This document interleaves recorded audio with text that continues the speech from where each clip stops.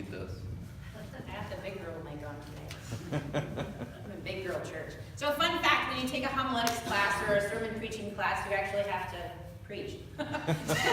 Lucky you. So how many of you in here love road trips?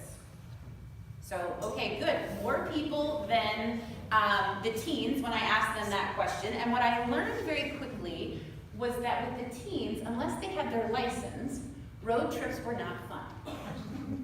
And it was like the big sermon, like preaching fail for me, because I got into this room of teens and I'm like, who loves road trips? And there's like 2 of them that raise their hand. And I'm like, how many of you have your license? And there's like 2 of them raise their hand. I'm like, okay. So I go home, because I go home and I reflect on this and I'm like, why in the world? Like, how did I fail on that? Like, how did I miss the mark? Because I like to think that I'm really in tune with the teens. I like to think that I'm 16 and not 42. And so I go home and I think about this, and immediately, I'm not ashamed of my age, Myron. Immediately, I think I'm immediately transported back to the time that I was their age or a little younger, and I'm sitting in the back of my parents' station wagon, listening to Kokomo by the Beach Boys. Those of you under 40 probably don't even know what song that is. Good song. And I am remembering this as we're driving for the gazillionth time down the parkway to look at the fall foliage. As a 13-year-old, that was terrible. As a 42-year-old, I make my kids do it. And so, like, it's fabulous, right? And so, at 42, I love road trips. I love every aspect of road trips. I love planning the road trips. I love researching where we're going to go. In fact, most of the time, my family just gets in the car. Like, they have no idea what they're doing. They just get in the car. I plan everything. And I love the planning aspect. I love calling my friends or asking Bill, like, what do you want to do? And he's like, I don't care. And so that's what happens when you don't show up for church, so I get to pick on Bill today. But I love that. I love figuring out when are we going to leave, what snacks are we going to take, like where are we going to stop, who has to sit in the front seat because they get car sick, and most importantly, what car are we going to take? Now, because there's a lot of people, when you figure out road trips, they're like, oh, we can take my car. I don't want to drive, but we can take my car. I'll drive the whole way. And oftentimes you have to sit and think, like, do I really want to take that road trip in that car? And it's not that I'm being judgmental or I'm not appreciative that someone has offered to drive or that they've offered their car. It's really not. But as I get older, I have standards. And so it's different when you're going on a road trip. I remember when we went to Senior Beach, I didn't care what the car looked like as long as we found someone who didn't have to ask permission from their parents to get it there. If it would get us there, I didn't care. We'd worry about getting home later. Like, that was the only requirement we needed for the car to get us to the beach. And so as we make all these plans for the road trip, and then it's trip day, we get everybody in the car, we get the car packed, and the first thing that we do, at least in my household, as soon as we pray for safe travels and we pull out of the driveway, is we turn the music on.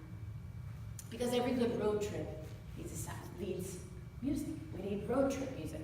If you're unaware, Pandora has a great station. It's called Road Trip Radio. And so we listen to that a lot in the car. But music. And it doesn't matter if I'm road tripping with my friends or if I'm road tripping my family, we have the music. And I think that's the reason that I so vividly remember Kokomo in the back of my parents' car. Because when our family road trips, and we went on many, that my dad loves road trips as well, our road trip radio, per se, growing up, was 60s and 70s music. So it was uncommon for the Beach Boys, Kokomo, recent Beach Boys, to be on the radio. And the only thing I can think of is I pitched a massive fit and they let me pick the music. That's the only thing I can figure, because we listen to 60s and 70s. Even today, if you're in the car with my dad, it's 60s and 70s. So road trips. They look different. Sometimes there's ones that are one-time deals, right? These are fun because they're new and they're exciting, and you get to see things that you've never seen before. You get to plan out things and research. What will we find along our road trip? Maybe it's the world's largest ball of twine, and if you've never seen the greatest road trip movie, Vacation, you didn't get that reference. It's one of my family's favorites. And then there's the road trips that are familiar to us. We go to see our parents or our grandparents or our kids, and we take the same path each time. We go to the beach each year, and we take the same path as we go. These are so familiar. We know where we're going to stop. We know what exit we're going to stop at. We know what plate where we're going to stop for lunch. We know where we're getting gas. If you're my dad, you know where the radio stations go in the 60s and 70s radios, the oldies radio stations, where they go in and out along the road. And he can tell you that now. Now, once you hit exit 184, you're going to notice that the radio is going to go out. Like, I don't know how he knows all this, but he's the ultimate road tripper. But they're familiar to us, and part of the traditions of getting there are almost as exciting as the final destination itself. I know when I was a kid growing up, we went to Cape Hatteras every year, and we would leave the Saturday before Mother's Day like clockwork. Everything worked that way. And because my parents took us out of school, my dad felt it was important to us that we get some education while we were on vacation, which meant we stopped at the Wright Brothers Memorial and did the museum every year. So I am like the expert in the Wright Brothers. Every year we stopped. That was our education. And I take a road trip with my girlfriends every July to Ohio, and we're starting to plan that trip now, and we're talking about it, and it's a bridge Myron doesn't like, but there's a bridge that connects West Virginia and Ohio. We always talk about it. There's a little town right there at the bridge, and we stop there every year for lunch, and we're all talking about this trip and how excited we are for what we're looking forward to for this trip. The Jewish people had such a familiar road trip every year when they traveled to Jerusalem for one of the 3 holy festivals. And just like today, they had music. There are 15 psalms which are known as the Psalms of Ascents, 120 to 134. And simply put, it's the road trip mixtape for those who are traveling to Jerusalem for their annual pilgrimage to worship. And because Jerusalem was on a hill, no matter where you were coming from, you were literally walking uphill to get there, hence the name, the Psalms of Ascent. Now, when I told you, when I'm on a road trip, I'm picky about the car that I go in. I want a car that's safe. Bill goes out and checks whatever you check in a car to make sure it's safe. I don't know. That's his job.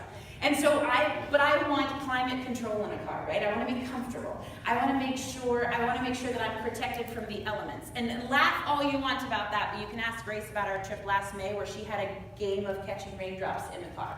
So it was a fun trip. For me, I don't know about Grace. So I want tires that will handle the roads, that whatever road conditions that we have. I want it, if I have to stop, I want a place where I can stop safely, where I don't have to worry.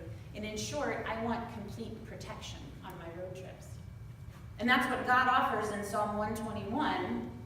He offers this complete protection to those who are on this road trip, who are traveling. So if you're in your Bibles and you're looking at Psalm 121, it's very familiar to most of you. In fact, it's where, for our teens, it's where part of our Illuminate name comes from. Or we spelled illuminate wrong, and I think the teens thought we were crazy, but illuminate is I-L-U-M-E-N, number 8. And so the first 2 verses, I lift my eyes to the mountains. Where does my help come from?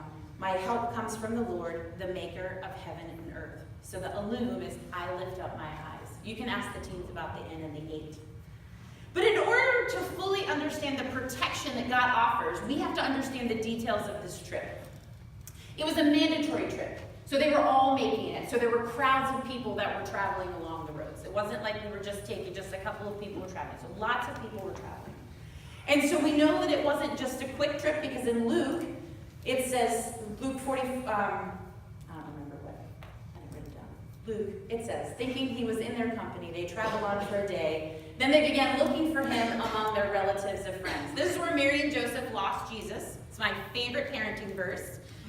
Because if Mary and Joseph lost Jesus, then it's okay if I am not on top of my game. But this verse specifically tells us that the day, because they were a day into their trip back from Jerusalem when they realized they didn't have Jesus. And so this tells us that it's a long trip, not a short trip. It wasn't like, I'm going to run up to Jerusalem for the day, worship, and come home. So it's a long trip. And so we also know from the story of the Good Samaritan that it can be a dangerous trip. It says, Jesus says, a man was going down from Jerusalem to Jericho when he was attacked by robbers. They stripped him of his clothes, beat him, and went away, leaving him half dead. And we know that they were traveling by foot, or maybe by donkey. So on our road trips, like I said, we have various things to help us out today. We have the tires. We have climate control in our vehicles. We have the ability to travel faster than they did when they were walking on foot. And if we have to stop for the night, we can do so relatively safely. Imagine yourself as you're traveling along. We make these long road trips. We made one year from Philadelphia to the Grand Canyon. Worst trip ever. You all have one, I know. But anyways, we had to stop everywhere. In some places we camped, in some places we found a motel, but everywhere we went, my dad was looking for someplace safe that we could stop for the night, where we could keep our belongings careful, or we could be careful with our belongings. Because how do you keep your family safe if you're stopped along the side of the road and you just dump all your things down and you sleep for the night? That's what they were doing as they were traveling back or to Jerusalem. Today we find a hotel or motel, right? There's one that'll even leave the light on for us. Yeah. But then, that was not the case. Verse 3 and 4 says, "He will not let your foot slip. He who watches over you will not slumber. Indeed, he who watches over Israel will neither slumber nor sleep." You see, there's your traction control. He will not let your foot slip. Those traveling, when they needed to stop for the night and they needed to rest for this long trip, I mean, I'm tired if I just walk from the car to the building, but they're walking like a long time. And so they need to sleep, they need to rest, they need to rejuvenate. He who watches over you will not slumber. So those that were traveling and needed to stop for the night and they needed to sleep, they could sleep knowing that God wasn't. And I talk a lot about climate control. It's important. I once asked a pastor one day when it was freezing outside, I'm like, is heaven climate controlled? Like, this is an important question. I am all about making sure that I am comfortable, probably why I married a heating and air conditioning mechanic. When I travel with the windows down, when I get in the car and I roll those windows down and I want the air running through my hair, it's because I want it, not because I don't have air conditioning and I have to, right? I live those days. If I ride with Matthew, you get in the car, you have to roll the windows down because there's no air conditioning. So what's it like during the desert during the day? Hot, right? Understatement, probably scorching, fiery, torrid. And at night when the sun goes down? Freezing. It's freezing. It's cold. It's cold. It's not hot, Drew, I promise. It's cold. And God provides that climate control on road trips. And we read about that in verse 5 and 6. The Lord watches over you. The Lord is your shade at your right hand. The sun will not harm you by day, nor the moon by night. So as they're traveling, he gives the travelers shade during the day and heat at night. And he did this for the Israelites too as they were traveling in the wilderness. And Psalm 121 is really all about the protection of the elements, nature's elements with God. And we know that he is able to protect them as they're on their road trip from nature's elements, and us as well, because he made them. That's what verse 2 says, maker of heaven and earth. And I tell you all this, the Bible doesn't specifically say anywhere that Jesus knew these songs, but they were part of the experience. Jesus made this trip 3 times a year, so it's a familiar one to him. We know he made it as early as age 12, that whole place where they lost him. And the last time he made this trip is what we now know as Holy Week. And so as he made this trip, it would stand to reason that he was singing these tunes along with everyone else on the journey. And as he sings verse 7 and 8, on his last trip to Jerusalem, knowing that he's about to die, what does it mean to Jesus that God is his protection?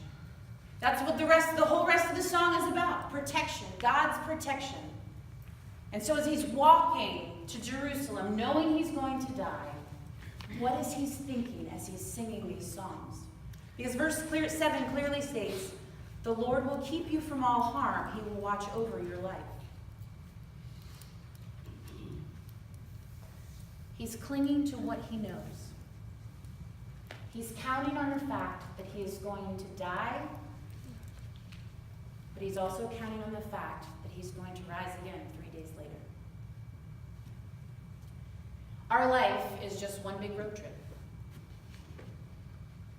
Sometimes the trip is familiar, And sometimes we have no idea where we're going. Sometimes we're on the trip with a lot, sometimes a few, and sometimes we are all by ourselves. Sometimes we're eagerly anticipating the trip, and sometimes we are dreading every single mile.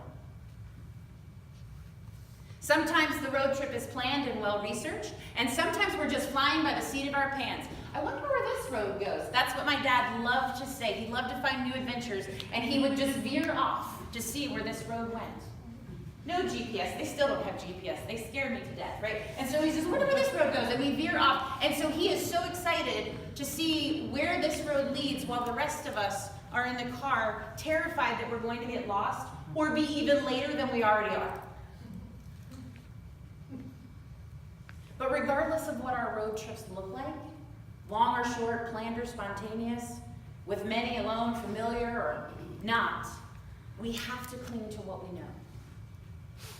And we know that every road trip has a final destination. It's the address that you plug into your GPS when you get in the car, and it tells you this is how many more miles and this is how much more time it's going to take you, and you are so excited, you have something to look forward to, and that's what we focus on, right? We focus on this. How long? This is where we're going to get to, that final destination. So in the road trip of life, when we accept Christ, the address we put in that GPS is heaven. Or home. I know when I get in my car and I plug in home, 3566 Bandy Road, and it takes me right there. And so when we plug in heaven, that's the road that we're working toward. That's where we're driving to. And that's what we cling to when the road trip's born. It's what we cling to when the road trip is hard. It's what we cling to when the road trip is unwanted. It's what we cling to when the road trip is unexpected. We cling to the promise of what lies ahead. Mm-hmm. Come on. I don't know what your stretch of road looks like today. I don't know if you're cruising down the road with the music as loud as possible, with your windows down and blowing through your hair. Remember that feeling? Share that joy with others. I don't know if you are turning the music down because you started to hear something under the hood and you're getting anxious, or if you just turn the music up really loud to drown it out. I don't know if you're on autopilot, unsure of what lies ahead. I don't know if you're driving or riding shotgun in the back, or I don't know if you're having to slow down because you're in a construction zone. I don't know if your signal's weak, or you have no signal at all and you're not sure if you're still on the right road. Or maybe you're completely off course.